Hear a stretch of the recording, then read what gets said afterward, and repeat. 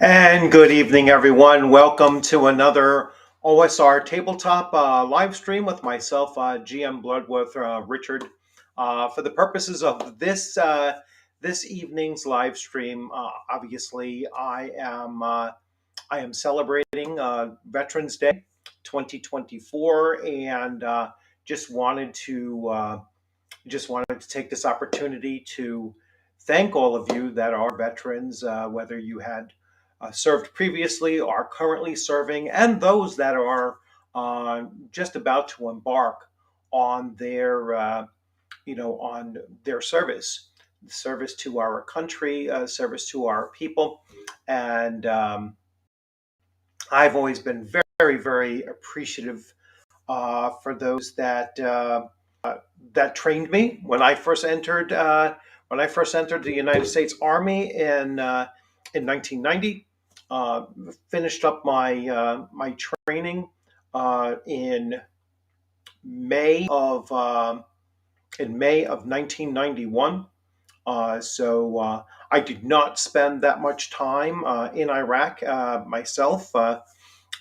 Fortunately, so I guess, and I continued to just serve through my unit, which at that time was the 800th Military Police.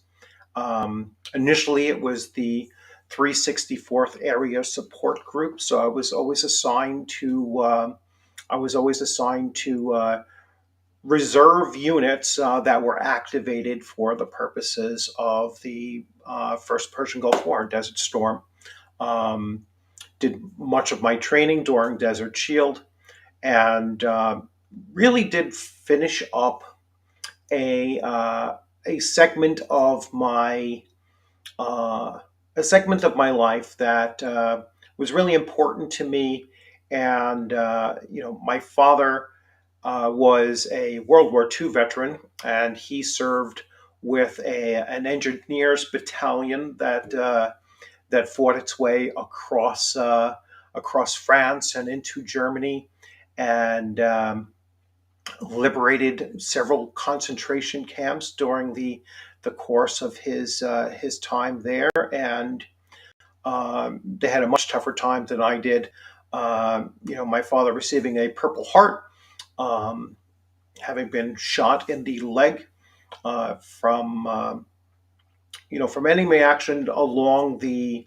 And it's kind of unclear. I just recently got this book here, and this book is Building the Bridges to Victory, the story of one Army Combat Engineer Battalion from France to Germany to a concentration camp, written by Tom Mueller. And Tom Mueller is the son of one of the officers that served along with my father.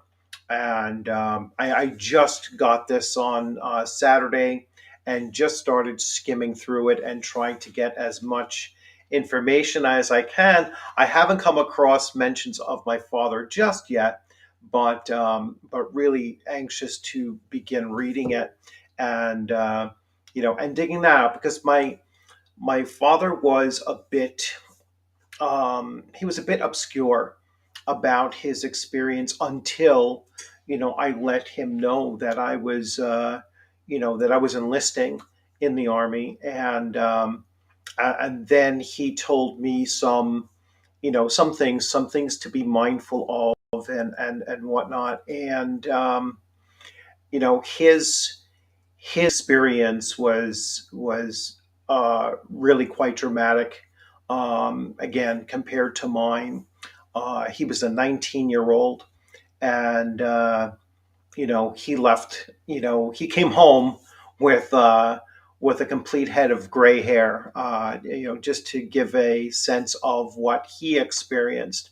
And so I could never, I can never imagine the things that he actually experienced.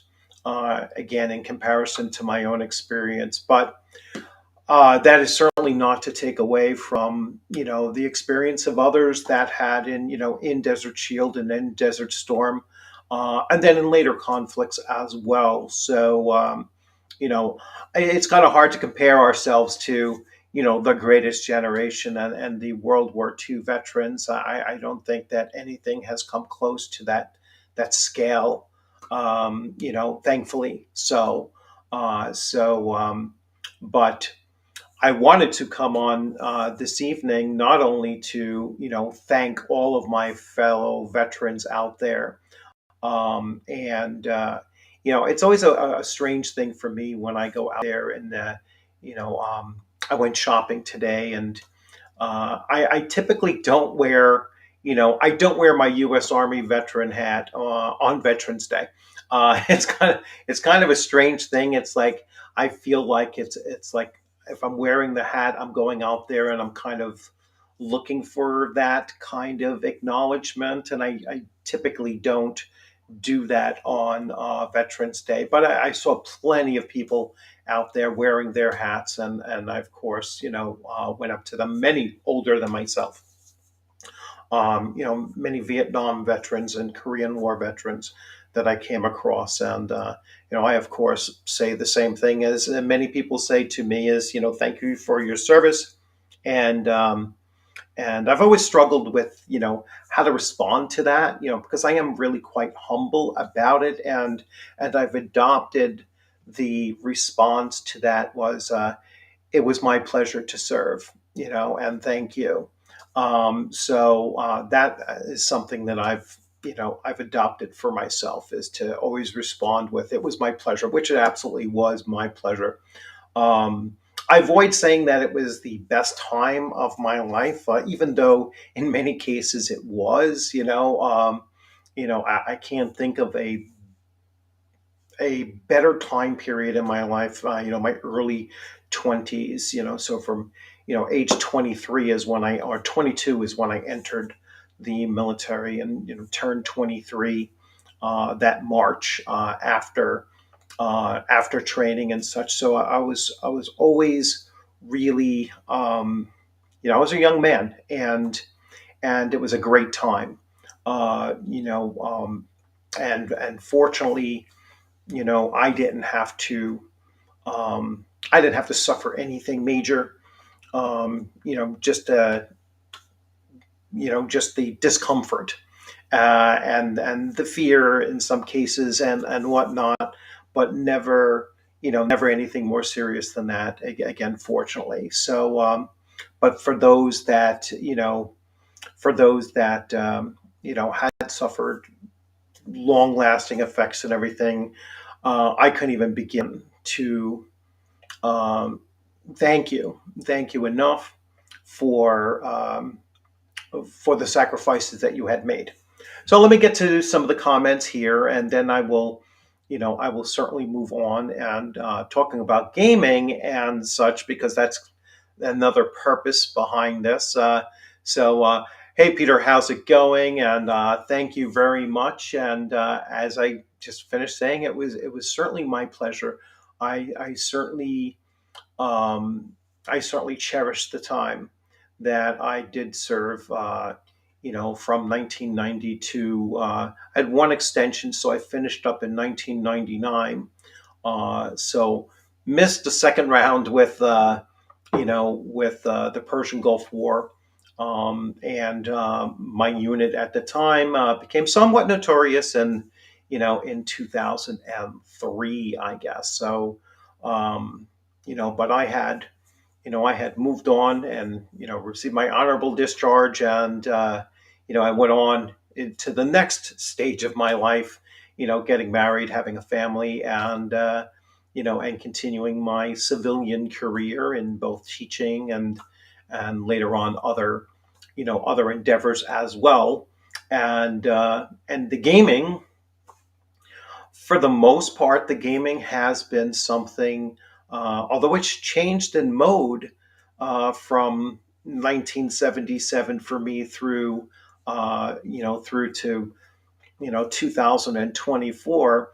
Um, During my military service, I was probably one of the few people that I associate with now that didn't play tabletop role playing games, while I was in the army, which is really strikes me as odd because it just never came up when I was there. So so it's a weird thing. Like, I mean, we were playing PlayStation and playing various sports games on PlayStation and everything. I was a big hockey fan, and we had Madden football, and we had all of these other games that we were playing, and like I said, I mean, we were shooting dice and playing cards and stuff, but um, there was no D&D as far as I know in my unit. Because if there was, I would have certainly engaged in it. So let's see, some more people popping in. Hey, Flint, how's it going? Good to see you. And you know, Flint is gearing up to play in one of my game sessions. So he's gearing up to play in my Fallout game session that is on Thursday, early afternoons, Thursdays from 12 noon until roughly 3 p.m. in the afternoon. So really looking forward to that. Um, and Yeah, we will certainly touch bases between now and Thursday and get an idea of how we're going to. Oh, wait, actually, this weekend I'm not playing this week because I have to work on Thursday. Because Veterans Day, we had no work today. I ended up adding Thursday into my schedule. Yeah, so not this week, next week, but we will certainly talk throughout the week and find a good time that we can talk about your character creation and such. Terry, how's it going? And thank you very much for the Happy Veterans Day. And we have some chatter between those. So great to see that everyone is doing well. So some of the gaming things I wanted to bring up, and here's a cheers to everyone, my fellow veterans out of there. I'm waiting on a new rum to come. This one I'm not too crazy about. It's a little bit dry and not as sweet as I kind of like it to be. Still not bad, but I can't wait to upgrade to a Bermuda a Bermuda rum that I came across called Bamboo, which had a nice little flavor to it, nice little kind of vanilla aftertaste to it. That was great. I've run military type scenarios at conventions and had people with veteran hats sit at my table. I began by just stating that I dealt with the military stuff and the violence and haven't had issues. Yeah. My first, again, my father never really spoke about his experience in, in the war until I told him I had enlisted. But my first real introduction to, because I wasn't a war gamer either, I was straight up Dungeons and Dragons. So my introduction was Twilight 2000. And that played actually a pretty big role in my joining in 1990. Um, was that I just loved the Twilight 2000 game. I love the fact that you really did develop a squad um, family mentality to it. It really did make you feel like if you put yourself into that, um, the game system really did support that camaraderie and that that cohesion in having objectives and everything. And we were a bunch of teenagers running it. I mean, I was running it for the most part, but we were a bunch of teenagers. We were, 17, 16, 17, 18 year olds, playing it, running it. And yet had a, really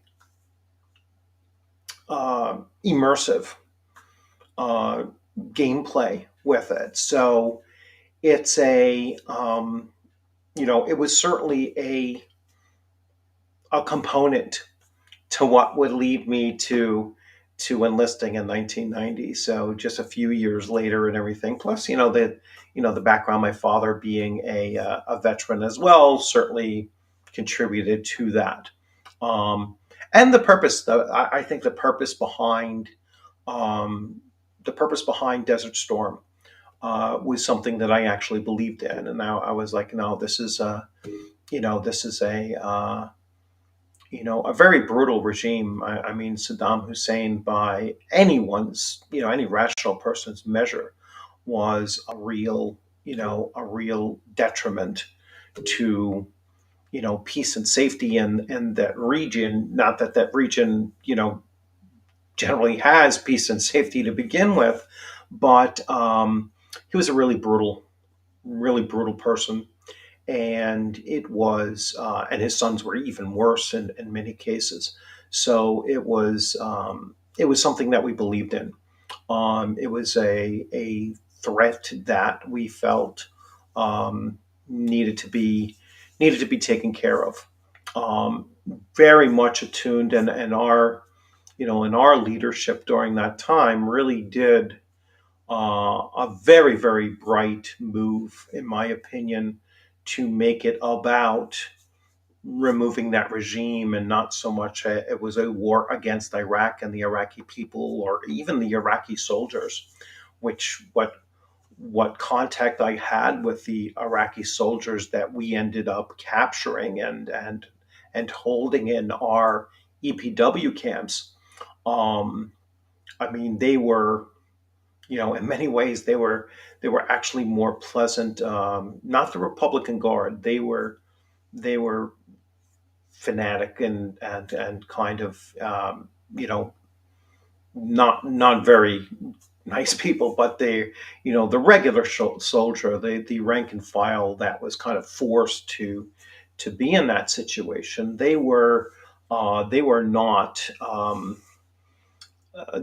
not difficult people to deal with, and they were not, they were just soldiers very much like ourselves.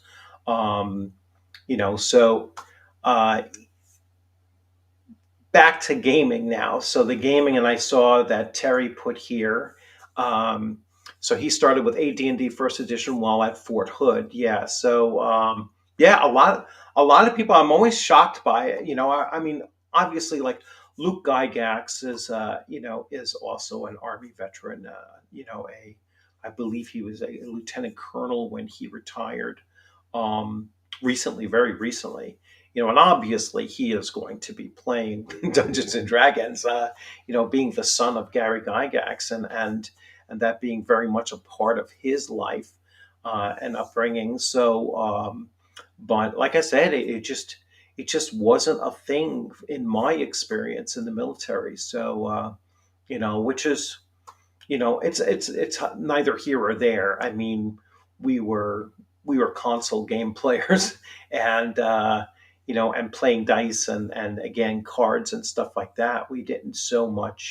Um, we didn't so much do things like that. I mean, I was slightly older too at the time, so I was 23, 22, 23, and most of my unit were older than me. I mean, I was in a headquarters company, and so it was at the brigade level too. So it was very, very top heavy in my unit, and so um, I was the lowest ranking person when I first entered the S4. That was my section, which is basically the logistics and supply section, and they were um, the next the next highest ranking uh, enlisted soldier from me was a master sergeant. I mean, it just leapt right up there, and we had two sergeant majors in our section. Um, and then it was later on that we ended up getting two privates into my section, and that's when I had just made. I was an acting jack, so I was an E4, but wearing the E5 stripes for various reasons, and so I was an acting jack, and they became under me, but the the jump between my rank, of E4 jumped right from E4 to E8. So it was like, it was a huge jump in that. Um, so anyway, let's see. We have Paul. Hey, Paul, how's it going? I started a D&D group when I was at Camp Doha back in '05. Yeah, so and thank you for your service as well. Same with Terry and any others that are in here. Ducato. Um, so one of my guys in my group, as an Army vet, he had they gamed a lot when he was in, and it was all they did on the weekends. Yeah, yeah, we did a lot of other stuff on the weekends, but not so much that. Um, Now, I'm also going to mention that there's a reason why I'm wearing Castles and Crusades, and just happens to be uh, an olive drab color as well, and that is because Troll Lord Games is such a is such a veteran friendly game company out there. Both Stephen and Davis Chenault are both Army veterans, and so um, their giving back, especially to the veteran community, has been huge. So I was very, very specific, and I want to wear my Castles and Crusades shirt to give that shout out to Troll Lord Games and all the great people that work there as well. Um, so yeah, some of my earliest gaming experiences, Twilight 2000, and then I left tabletop role playing behind in around 1988 or so, and then we, was fully into, like I said, the PlayStation, which that would have been PlayStation 1 or 2, around there. It's 40 years ago, so it's kind of hard to remember everything, or close to 40 years ago.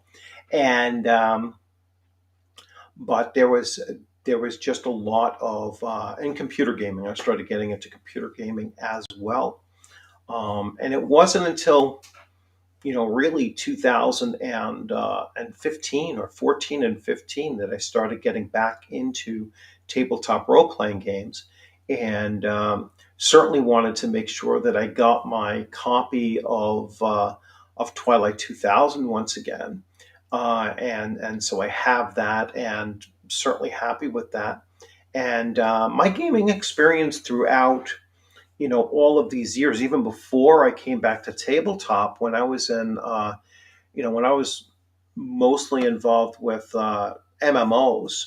I have a lot of military people in MMOs, and that's when I first really began to realize how veteran players, male or female, doesn't matter. Veteran players bring something different to the table, and it's certainly something that I really enjoy. There's always that dark sense of humor that's in there, and I don't know any of us that don't have that. We can look at some pretty fucked up things and still give it a chuckle because we can see the the irony in it, or just the, you know, the hey, you should have thought of, you should have thought that one through, more so. And we have that kind of experience. I know I follow other people, and they talk about, like trauma bonding. It's like we've all had hard times, and that's how we bond together, is through those tough times and those struggles and such. And we're all, even across branches and everything. I mean, we might jab at each other, and really be quite brutal, with each other, making fun of each other's branches and such. But don't let an outsider do that. Then we'll jump to each other's sides very, very quickly as well. So it's a very, um, it's a very distinct club, let's say. And it doesn't matter whether you're, an army, Army, Navy, Air Force, Marines, even Coast Guard, Space Force, which I've never encountered, but I guess they're in there as well. And I would put some of the other services in there, whether you're U.S. Border Patrol or whatnot, because they're really more quasi-military, at least in my mind, than they are, technically law enforcement, when you think of it that way. And then we add, those first responders and everything as well, within that kind of. They're on the peripheral of what we would say, and so many people in first response, were also military at the time, either simultaneously. A lot of reservists do that, or they were, prior service. So I know when I was with the military police unit, almost everybody was a NYPD or Nassau or Suffolk County Police Department. And I almost went that route as well, but chose not to. I ended up in education instead. But yeah, I think it's the combining of gaming and military service is something that, a lot of people experienced, directly. And then there's, those of us that we have at least had the pleasure of having veterans in our gaming groups. And like I said, they bring something a little different to the table, than pure civilians do. And again, not saying one is better than the other, but those differences sometimes, do make the experience for everybody, that much better overall.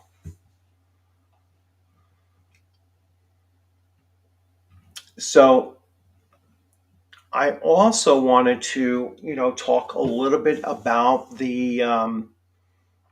so I try not to be very political on my channel, but obviously we just had an election. And, whether you were pro Trump, or you were pro, Vice President Harris or not, um, there will be, uh, impacts on, military personnel. There will be impacts on, conflicts that are currently going on, and hopefully those are all positive going forward.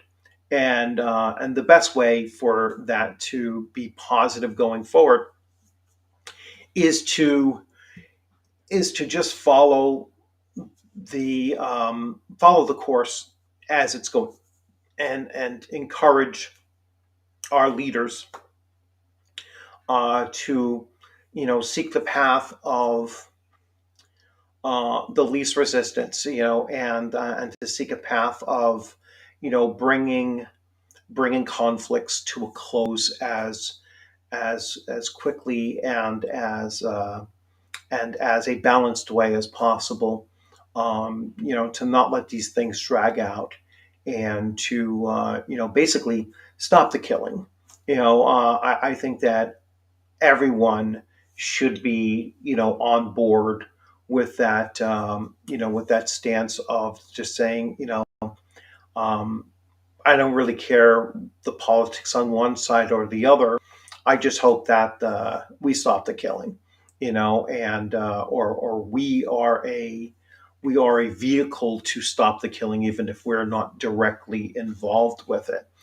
So that's something that I'm hoping that we can get out of this election season, and and move forward and move the country forward, and bring some semblance of unity around the things that we can agree upon. Um, so next up, I will, and hey, I will open this up if anyone wants to jump in, because I haven't done this just yet. I've been rambling on. And so there is the invite. Anyone who wishes to jump in, you can just hit that and come on in. And you can talk about your military experience if you wish, and some games that you are currently um, taking some of your military experience and bringing it in there. That brings me to another thing. I've been invited to as a guest to be on a podcast. And one of the questions that I was asked was, what experiences in my life do I bring to the gaming table, and how does that make my gaming table experience unique in a way? And of course I went back to my military experience, and the fact that in the military, you have to be prepared to change what you're planning on doing. So often, sometimes we used to call it change 99, because every plan would change through so many different iterations of time because it's so fluid. And when you're a game master and you're running your table, you have to be very, very fluid in responding to your players' actions and everything, and they can be very, very surprising sometimes, and a lot of times they can take you in a direction that was far better than what you had planned, and other times they go in a direction that you're like, that's going to be a real tough one, and then you have to develop the consequences for doing that. But you have to be a very, very quick reactionary to what's going on at the gaming table. And I also included my experience as a teacher, because with my students would occasionally ask a question that I wasn't quite expecting, or need clarification on something I wasn't quite expecting, and I had to modify my lesson plan in order to get them to the point where they met that understanding that they were seeking. And it's a both kind of teach you to backwards planning. You know what your end goal is supposed to be, and then you work backwards and figure out, well, these are the steps I need to get to that point. And invariably, in both experiences, it was like, yeah, your endpoint might not change all that much, but all the black backward planning that we had done beforehand had to be modified so many different times to get you to that endpoint, that it really did become something that you had not planned for. And that's that kind of improv that we talk about in gaming, that improvising what's going on at your table, I think is really important. And that's something that people with a military background, they've certainly had drilled into our heads. Yeah, always being on the ready to make a change in order to get that mission accomplished with a super, super high percentage. It was something like 97%. If you were, or 98%, if you were anything below a 97% efficiency rating, your unit was subject to being shut down. I mean, they really, really did expect an efficiency rating that was, goals oriented efficiency rating that was super, super high. And, you know, 99% of the time, the units actually hit those marks because they were so important for them to hit those marks. So let's see. So again, some game systems that I have played that I have really found kind of support that kind of mentality. To me, Twilight 2000. Now, I haven't played the Free League version of it yet. I'm actually looking forward to playing in the Free League version of it before I actually buy it. So I'll see if there is. I don't think there are any game sessions going at page two, but Rising Phoenix and Peter, I direct this if you're still in chat. Rising Phoenix is about to, as of 7 p.m. today. Rising Phoenix opened up their game submission, so I will be after this stream. I'm going to go and submit between 2 and 3 game sessions. One of which is going to be Deadlands, and then the others will probably be Shadow Dark. But I might only put in 2 because I really do want to play in a few game sessions as well, and probably fill up my slate with more playing at Rising Phoenix than running. At the most, I'll run maybe 3 sessions combined. Um, so let's see. So you just booked. All right, awesome. Yeah, I know. I got to book it too, and and get ready for that because I'm really really stoked for that.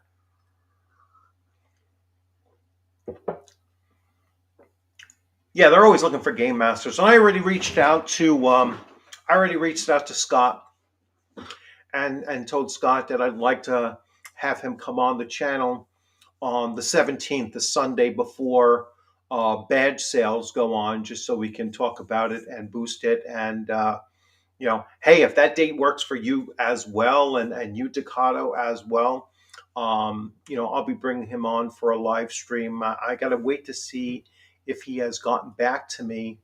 Um, Let me see if he has gotten back to me. Oh, nope, I didn't mean to do that. Let's see. Let's do that. Sorry about that. I started the other thing on there. Let's see if Scott's gotten back to me. I will check real quick. He probably has. Yes, he has. When do you record? I'm going to tell him anytime that's good for you. Anytime good for you.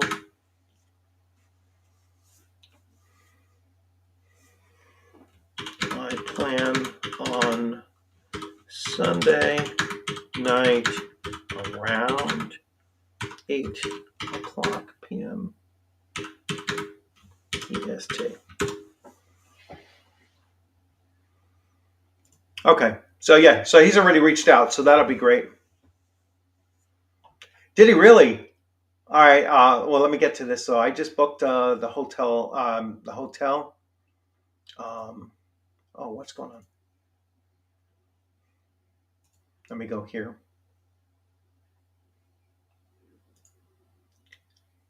Oh, that's cool. That's cool. So he just joined your Deadlands game. Yeah, Scott's a great guy. Um, yeah. So Scott originally, I first played with him. I was running a D&D campaign, a D&D Back Me campaign, probably almost 4 years ago, and that's when I first met him. And we were, he was in that campaign with me for probably about like 8 to 10 months. I think we ran that through, and He's retired now, and don't let him tell you he's busy. He's certainly busy, right? I mean, Rising Phoenix is really starting to become a fairly decent sized con. I mean, I think he said it was close to like 350 last year. Um, so I can expect it to be a little bit higher. And yeah, I have to get onto that and book my hotel for it. So really looking forward to doing that. And then I'm going to submit my games tonight. I'm going to try to keep a couple open. So I'm definitely going to want to play in one of your games. That's for damn sure, Peter. And then I will.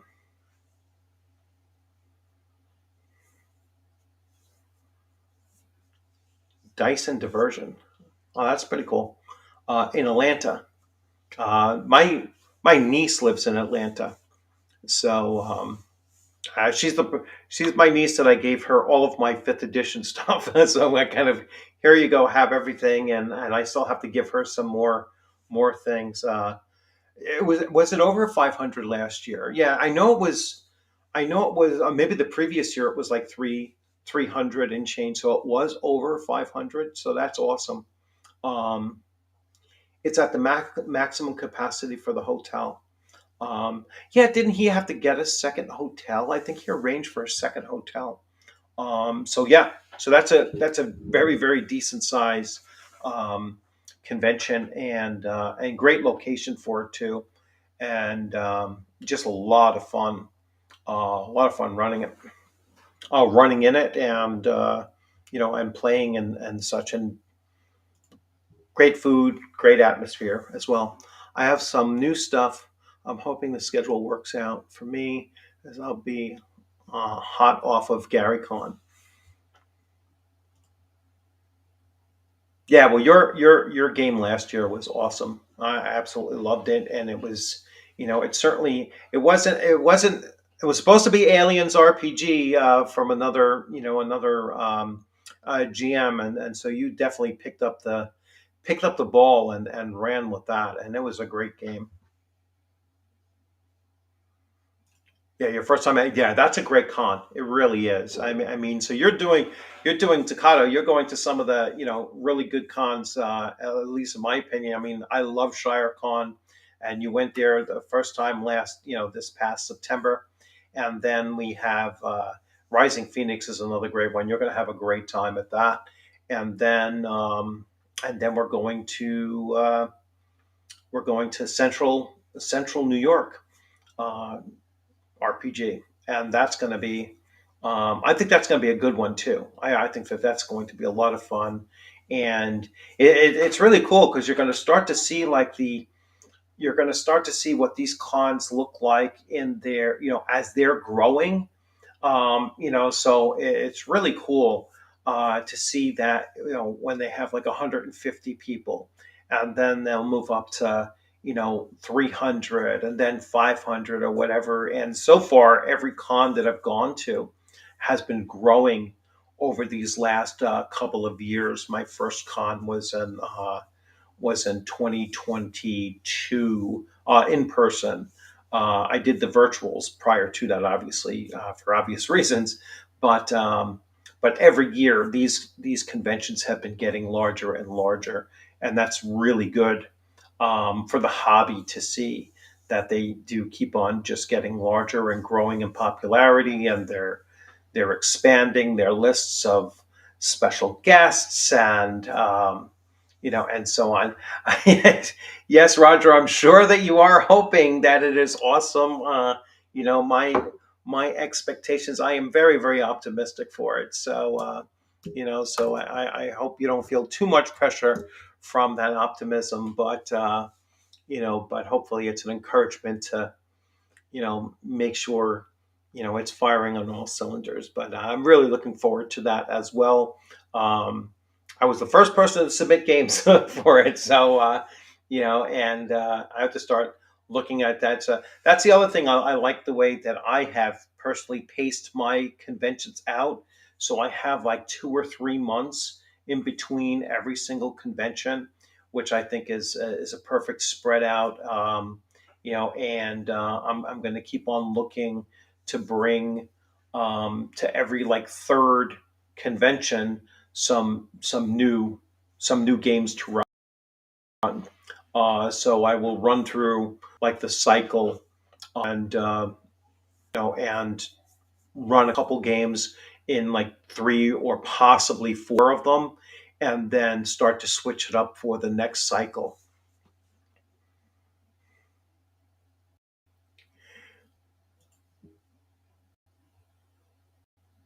Yeah, yeah, it's going to be a lot of fun, Dakota.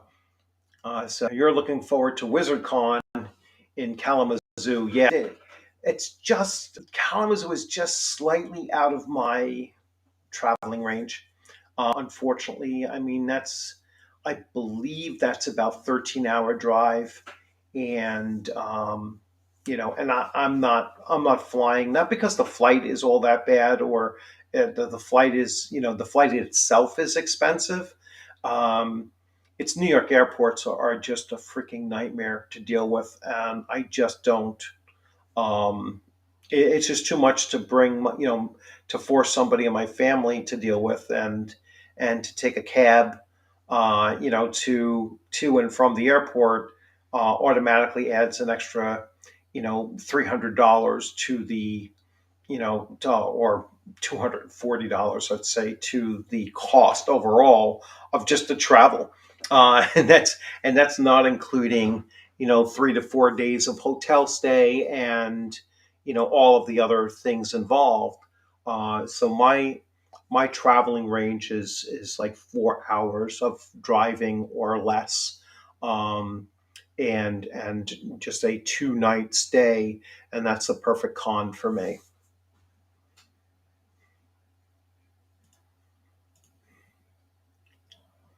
Yeah, you're lucky. It's about three and a half, 2 to 3 hours. Yeah, and that's certainly my driving range as well. So, yeah, so I'm really looking forward to Rising Phoenix, and you know, I would think I could make Deadlands my Deadlands game.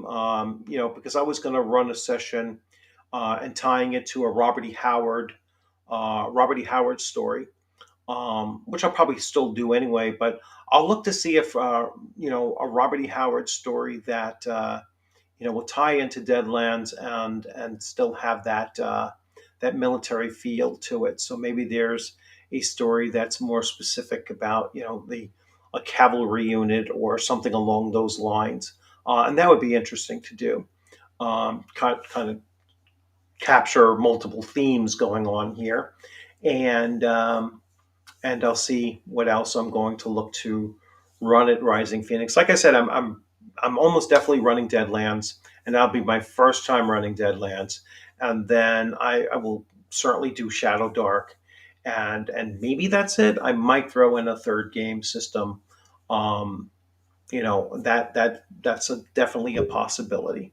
I know at Central New York, I put in that I'll be running Shadow Dark, Gangbusters, and and that'll be the last time I run that. Gangbusters, Shadow Dark, Gangbusters, and Fallout.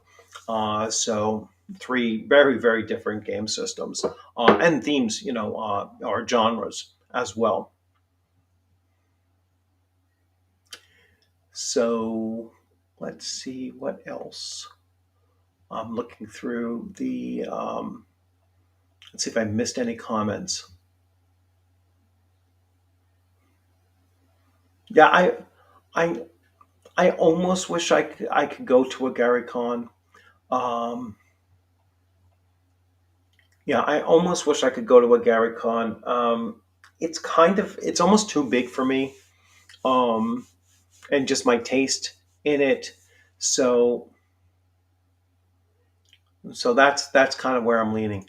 Yeah, you certainly will get a chance to play Deadlands, at least at one of them. That's for certain. I'll be running it someplace. We'll be running Deadlands using the Savage Worlds. Yes, I will be. I'll be using. Well, this is the Deadlands that I'm going to be doing. Blah, blah, blah, blah. Um, yeah,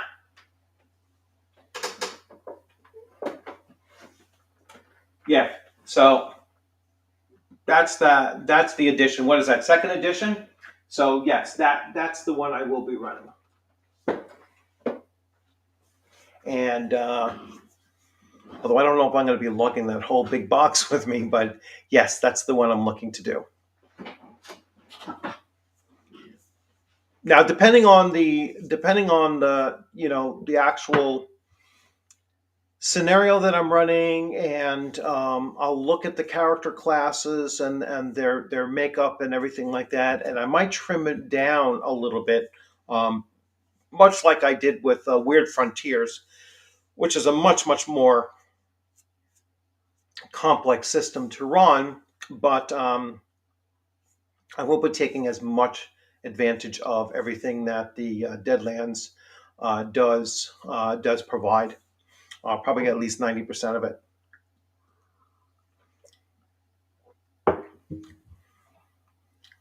Yes, adventures. Yeah, what do they call it?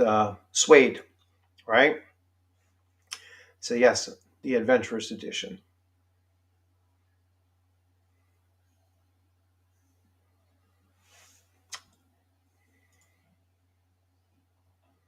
Now, the last time I read Twilight 2000, just come to think of it, I did a play by post, which I've never done before, and I found that kind of play model was, um, well, certainly different. I think kind of difficult to do. Um, I certainly wouldn't.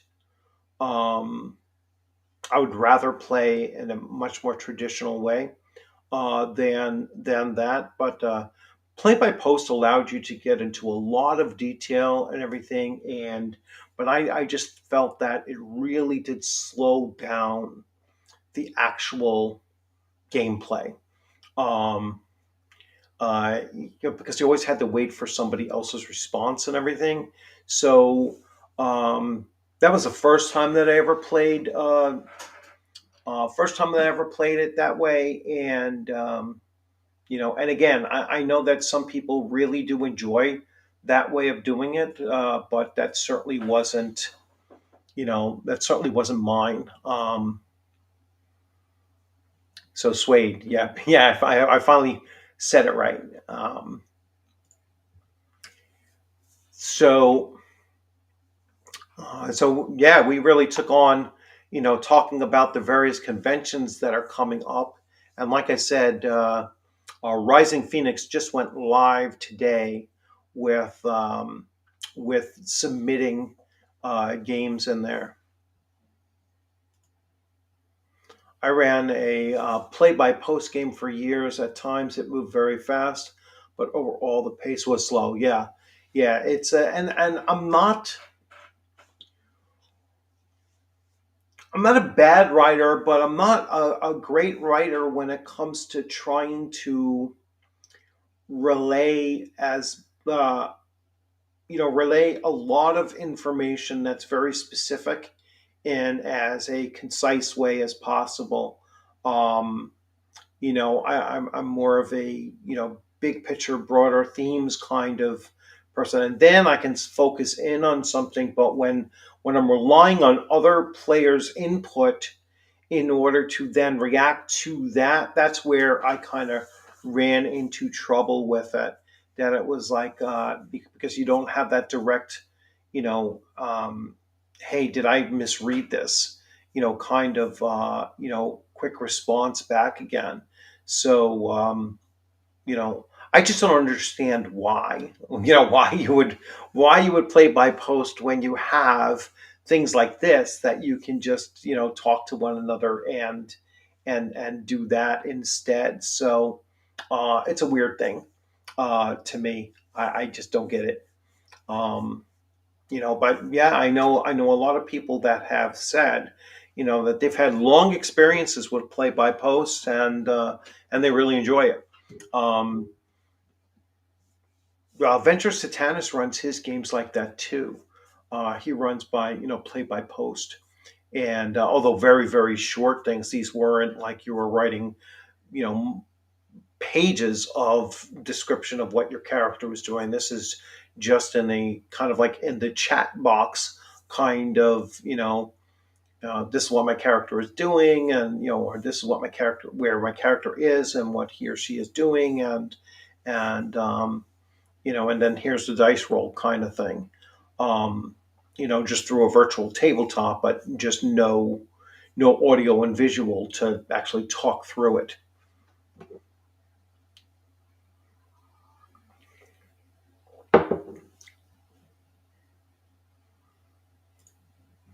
Yeah, yeah. I mean, message boards. I know that's when that's when I was doing a lot of my MMO work.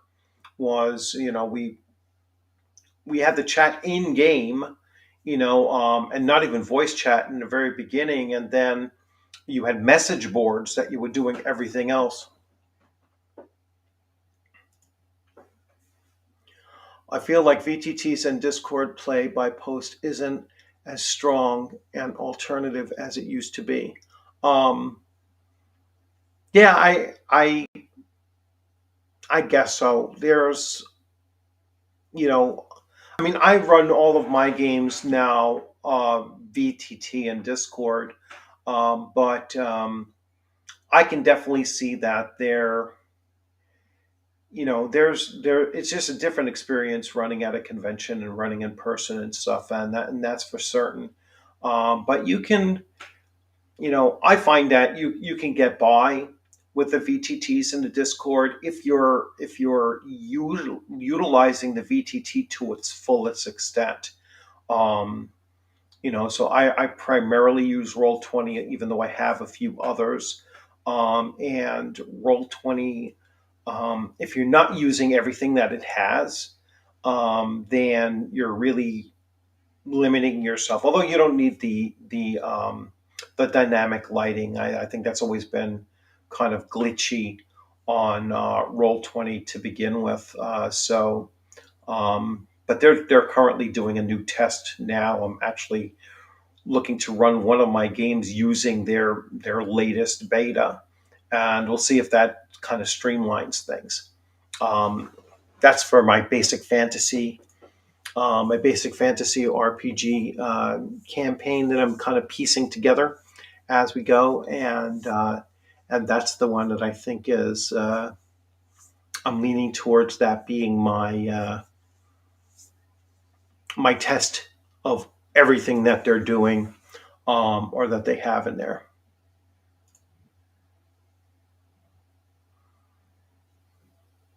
Yeah, well, that's what it is. It's like my players are all over the place. I mean, my players are, um, in some in California. I'm in New York. I have those in North Carolina. I had one that was in Spain, and then I mean, people are just all over the place.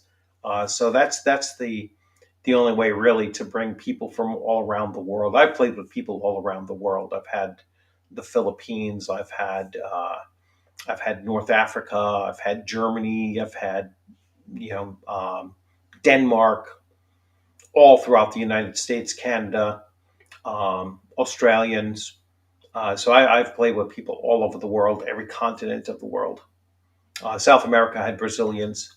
So, yep, everyone, every place that you can imagine. So certainly every continent except for Antarctica. So I'll leave that one out. But all of the other six definitely.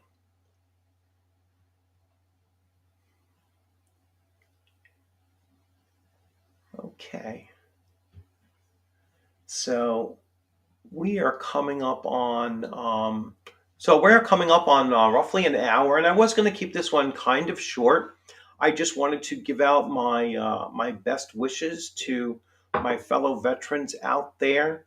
Um, just wanted to mention some things. So, if you are in a combat engineer unit, or you used to be, let's say, then and you want to read about a combat engineer battalion from World War II, Building the Bridges to Victory by Tom Mueller. Now that's my father's unit, so this is the history of the 286th Combat Engineer Battalion, uh, as it built Bailey bridges, which I never knew what they were actually called, but Bailey bridges are the type of bridges that they would be building across, so that the American forces could fight their way across France and then into Germany, and in some cases and beyond. Um, Although my father's time ended up in Berlin when the war had ended, so that is that's a good little history book to see, and it's going to clear up a lot of things for me. It's going to clear up a lot of things because I think that when my father was telling me some of the stories in 1990, I mean, he was going, he was talking about things, 55 years later, and so, um, some of it was not as concrete memory as what I will probably find in here as well, because I had never known exactly which battles he had fought in. I never quite knew which concentration camps that they actually liberated, and now at least I have the locations of the concentration camps that they did liberate, and and um, I had conflicting stories about how and when and how he was shot.